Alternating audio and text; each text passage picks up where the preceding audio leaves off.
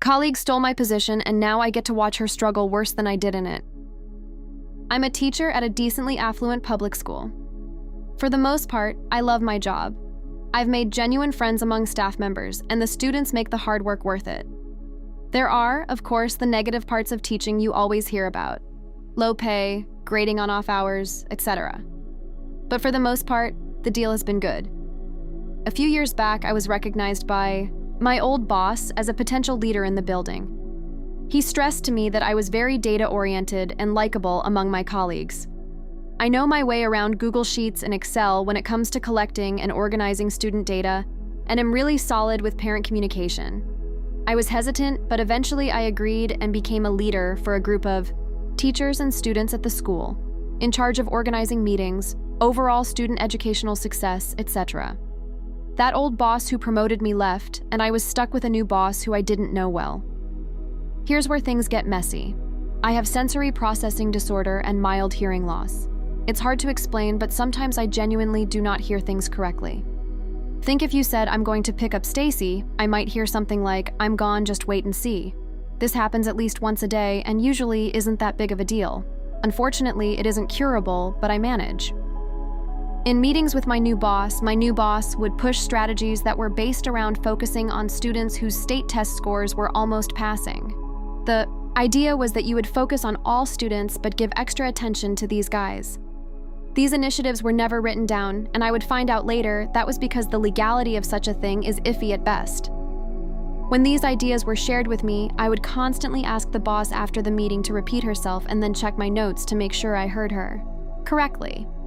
I noticed at the time that she was passively frustrated that I would do this, even though I explained I had a hearing disorder. Looking back, I wonder if she felt pressured knowing what we were doing wasn't kosher, and if I made a bad impression. Now to introduce the main character of the story, who I'll call Tenny, since she's the coach of the tennis team. Tenny is well liked by staff members for her years of service toward our community in a particular area. I also liked Tenny a lot and figured she'd be a great team member. Tenny, however, like my boss, became repeatedly frustrated when I would miss things she would say to me, especially in crowded high school hallways. Sometimes she would even shout something to me as she walked past me. This led to many gaffes and mistakes. I asked her repeatedly to pause and make sure I got what she was saying or just to email me. Nothing changed. There were at least 5 or 6 big moments that my hearing wasn't accommodated for when a simple email could have solved the problem. Just as one example, my new boss came into the hallway to let us know that an assembly location was being changed. We were to take the students to a new area, not the old one. Of course, I heard a change, but I didn't hear the location. Tenny was the only one nearby. I tapped my ear, which I usually do to indicate I didn't hear something, and asked where we were going. Tenny quickly responded and walked away, and I once again didn't understand. Cue me and my students walking into the assembly 5 minutes late after walking them around the building in confusion. My new boss asked what happened, and I told her simply that I didn't hear her correctly. Weeks later, I was called into a meeting with my new boss, and she told me that I was going to lose my leader position due to inconsistency and disrespect toward colleagues. I asked her which colleagues, and she told me that that was private. I asked her how I was disrespectful, and she said that sometimes you get frustrated when you say you can't hear things and tap your ear. I said that that was the ASL sign for hear, as in I can't hear you. She said that I should have communicated that. I said that I've asked for written communication constantly. She said I shouldn't always expect it. I knew it was a losing game, and any explanation I would provide would just be shot down. I love the school, and the community, and fighting new boss was only going to lead to more problems. I shouldn't have been surprised when a school-wide email went out that Tenny was getting the leader position. Tenny was praised by colleagues in reply-alls, and it was frustrating to say the least. I know that she was the one who complained, and it was extremely bitter for me to see her rewarded for it. Cue the next school year. Tenny comes into my room and asks me for the student data sheets that I created with Google Sheets. I told her truthfully that even if I did share them with her, that there wasn't anything she could do with them. I brought her over to my computer and showed her the formulas I worked with and how I needed to adjust them every time a new student section, etc., was added to the roster. She then asked me if I could just continue updating these sheets outside of my leader position. I told her as professionally as possible that I would love to teach her how to do all of these things, but would need a stipend to do so. She asked if any of the other leaders were doing what I did. I said they weren't. I was the only one and always had been. I'm a bit ashamed I didn't take joy in seeing Tenny's face go cold when she realized I wouldn't fold, and there was nothing she could do except cope with hours of data work per year or become proficient with Sheets Excel, something I knew she wasn't going to do. And the real kicker? The parents. Parents of students, 99% of the time, are a joy to work with. I really mean that. It's so fun to work with the parents of the people I care the most about, but it's the 1% that make your life a living hell. I have overheard Tenny complaining about being on the phone with a 1% parent for 45 minutes, losing her entire grading time.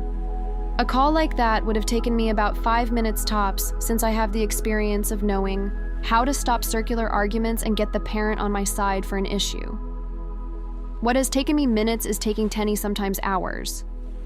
Yes, she's getting my 1.5K stipend now, but I no longer have to deal with extra meetings, extra parent phone calls, miscommunication, etc. She's getting all the pain I got and more. I feel ashamed that I'm taking so much joy for this, but Tenny made my life hell in a place I otherwise love. Have fun, Tenny. TLDR. Fellow teacher says I suck at my job and gets my new boss to agree with her. She gets my position and realizes things weren't as easy as she thought they were. I get to sit back and watch her struggle to even do half of what I was capable of. Update. TLDR, I'm a teacher and lost a leadership position to another coworker after I was not given proper accommodations for hearing loss and sensory processing disorder.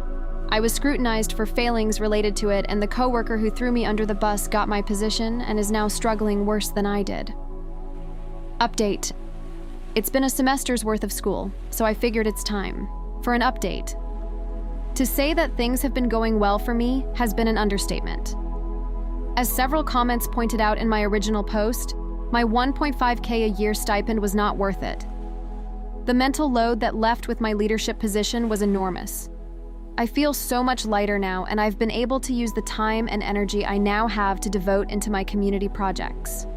I just feel like I'm overall a better teacher. I haven't taken homework once this semester. On the other hand, Tenny has been miserable. She's always one of the last teachers to go home, even in her coaching off-season, and she frequently cancels or forgets meetings. Unsurprisingly, Tenny has not been considerate of my hearing accommodation, now registered with the, district. I keep my own meeting notes and show them to a trusted colleague after to see if I heard everything correctly. I usually get 1 or 2 things wrong. Recently, to my surprise, my boss had a staff-wide meeting where she pushed a shared meeting document and calendar practice among all of the teams. Tenny was visibly frustrated by this, but this is literally what I had been doing as a leader before and just seems to be a standard work practice in general.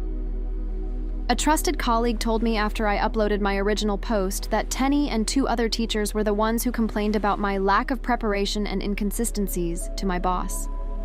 Since then, I have not spoken to those 2 other teachers unless necessary, but keep very friendly and pretend like I don't know that they threw me under the bus. One of these teachers I'll call Ben. I didn't find it relevant in the original post, but Tenny teaches the same middle school subject I do, English. So does Ben. Anyone familiar with education knows that English is one of the heaviest tested subjects. Our school is ride or die for state test scores like a lot of schools in the US, so we put a lot of work into making sure the kids get the highest test scores possible. The TLDR is that, because I've had extra time and energy, I decided to really focus on exercises and other practices to get these kids scoring as high as I could. Our students get more opportunities in high school if they have higher scores, so it would be a win for everyone if I could make it work. I read new strategies and other proven tactics and went hard into it. These efforts all paid off when, at an all-staff meeting, my boss announced that our grade scored higher in English than in previous years. So far, with some of the initial tests, it was a 20% increase from the previous year overall. Wow. But then my boss said something that chilled the room for a microsecond. Be sure to check your students' individual scores to see how you contributed to the increase. Folks, my students were the reason we saw the bump. Tenny's and Ben's scores were slightly lower from the previous year. My boss congratulated me privately, and my job review scores have been the highest of my career. Hilariously, my boss, asked if I could share some of my strategies with Tenny and Ben. I said that of course I would, not an uncommon thing to share like this in teaching, FYI, but only shared the documents and nothing else. Tenny and Ben have not approached me to ask how I did it, and I like it that way. My favorite part of all of this? Because of the lack of funds, the leadership position is being eliminated at the start of the next school year, and our teams are being dissolved. Tenny went through all of that drama for just 1 year in the position. I'm trying my best not to relish in the news and just keep my mind focused on my own growth and the 95% of my colleagues who like and enjoy my company. My students are happier, I'm happier. I just gotta keep my eyes on the positive and leave this behind me. Thanks to all for your kindness and support, and to anyone with a disability. Get it in paper with your district so you don't go through all the pain I went through. Seriously, what do you guys think? Let's discuss in the comments. Follow and like for more stories.